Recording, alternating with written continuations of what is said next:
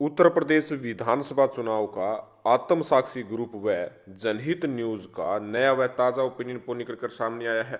किस पार्टी को कितनी सीट मिलेगी, किस बेस पर मिलेगी, क्यों मिलेगी, समस्त आंकड़ा आपके सामने निष्पक्ष रूप से प्रस्तुत करेंगे।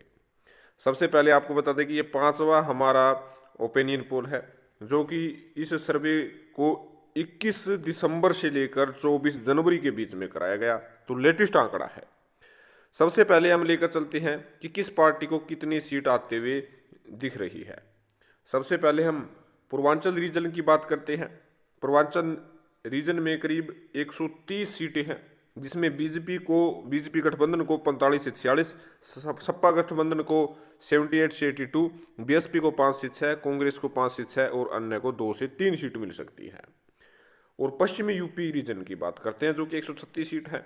इसमें बीजेपी को 33 से 34 सीट, समाजवादी पार्टी को 90 से 91 सीट, बीएसपी को 4 से 5 सीट, कांग्रेस को 4 से 5 सीट और अन्य को 3 से 4 सीट मिलना तय है।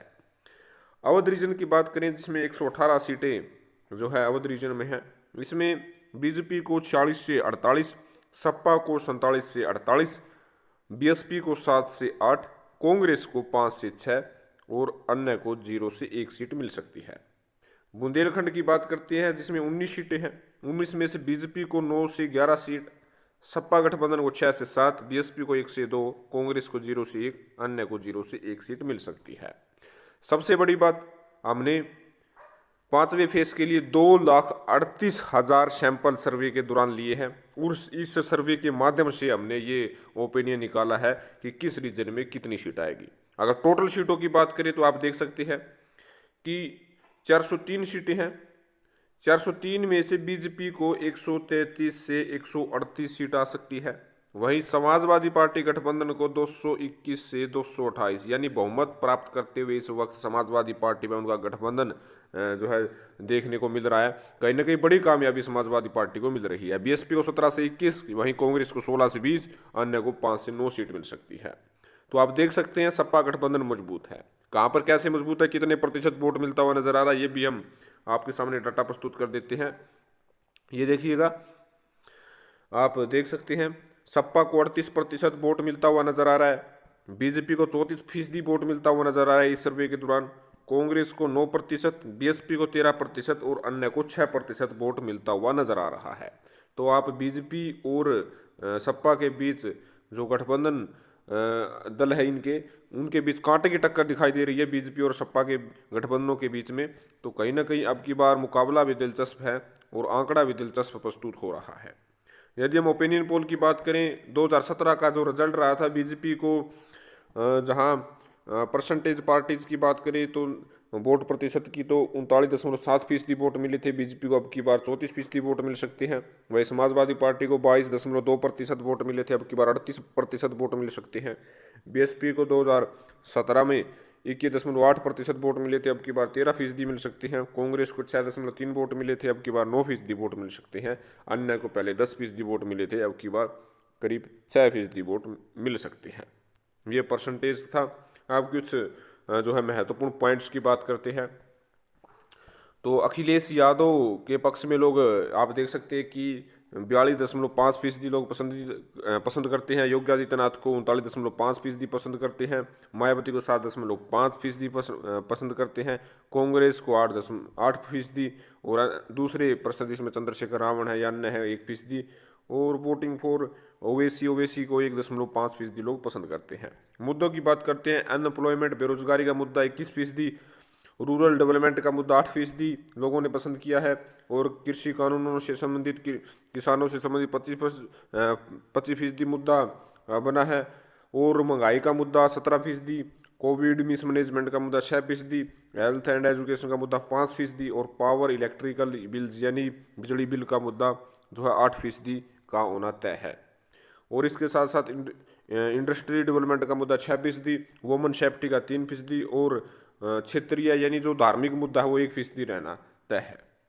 तो आप ये देख सकते हैं कि कुछ महत्वपूर्ण जो एनालाइज किया है, जिसमें यूपी में अब की बार हिंदू मुस्लिम का जो ट्रम्प कार्ड पहले साबित होता था वो अब की बार साबित नहीं होने वाला। राम मंदिर का जो है कह सकते हैं कि मुद्दा बीजेपी ने खुद क्लोज कर दिया है। अब राम मंदिर का भी मुद्दा जो है भुनाने की कोशिश जो है बीजेपी के द्वारा भी नहीं की जा रही है। अब काशी मथुरा का नाम लिया जा रहा है। और जो स्ट्रेटजी बनाई जा रही है कि जो समाजवादी पार्टी जो अलायंस है, जो छोटी पार्टियों के साथ जो उन्होंने अलायंस किया है, इसके लिए सपा के लिए बहुत ही बेनिफिट होगा, क्योंकि छोटी छोटी जातिगत पार्टी है और इसका असर देखा जा सकता है। सर्वे के अनुसार ब्राह्मण वोट बैंक बीजेपी के पक्ष में 41% है, सपा के पक्ष में 32, बीएसपी के पक्ष में 14, कांग्रेस पक्ष में 12 और अन्य के पक्ष में 1 है। मुस्लिम वोटिंग की बात करें तो बीजेपी के पक्ष में 9.1, सपा के पक्ष में 68%, बीएसपी के पक्ष में 11%, कांग्रेस के पक्ष में 10.5% और अन्य के पक्ष में 1% है मुस्लिम वोट बैंक। ओबीसी वोट की माने तो बीजेपी के पक्ष में 37% है, सपा के पक्ष में 44% है, बीएसपी के पक्ष में 10.5% है और कांग्रेस के पक्ष में 8% है और अन्य के पक्ष में 0.5% है। SC/ST वोटिंग की माने तो बीजेपी के पक्ष में 35%, सपा के पक्ष में जो है 37%, बीएसपी के पक्ष में 15.5%, कांग्रेस के पक्ष में 8% और अन्य के पक्ष में जो है वो 0.5% है। तो कहीं ना कहीं जो कह सकते हैं कि बीजेपी पिछड़ती हुई नजर आ रही है सपा से, लेकिन जो मुस्लिम आबादी है, जो ओबीसी मुद्दा है, जो यादव वोट बैंक है और इसके साथ साथ SC/ST वोट बैंक है, उस पर खासा पकड़ अब की बार समाजवादी पार्टी ने भी बना लिया है। पश्चिमी यूपी की बात करें तो यहाँ पर ज़्यादातर फार्मर है, जाट है, मुस्लिम है, गुज्जर है और कुछ ओबीसी वोट बैंक है जो कि बीजेपी और समाजवादी पार्टी के खिलाफ है। पूर्वांचल रीजन की बात करें तो राजभर जो है मुस्लिम्स है, मौर्य है, youth and some OBC community है जो कि बीजेपी के कुछ साथ भी है, लेकिन बीजेपी के विरुद्ध में साफ तौर पर मुस्लिम कम्युनिटी और राजभर कम्युनिटी व कुछ मौर्य कम्युनिटी देखी जा सकती है। और कह सकते हैं कि AIMIM पार्टी जो बीजेपी की बी पार्टी के तौर पर कंसल्ट की जा रही है और 90 से 100 सीटों पर चुनाव लड़ने जा रही है, इसका फायदा बीजेपी को ही होगा, सपा को नहीं होगा, ये अनुमान लगाना लगभग तय है।